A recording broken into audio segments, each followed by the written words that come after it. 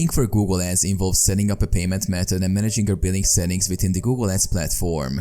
Create a Google Ads account. Sign into your Google Ads account or create one if you don't have one already. Billing setup. Access the billing section in your Google Ads account settings. Choose your country and currency for billing purposes. Payment method. Add the payment method such as a credit or debit card, bank account, or use payment options like Google Pay. Enter the required payment details. Billing preferences. Set up your billing preferences such as automatic payments or manual payments. Automatic payments charge your chosen payment method after you reach a certain billing threshold or at the end of a billing cycle. Manual payments require you to make payments before your ads run.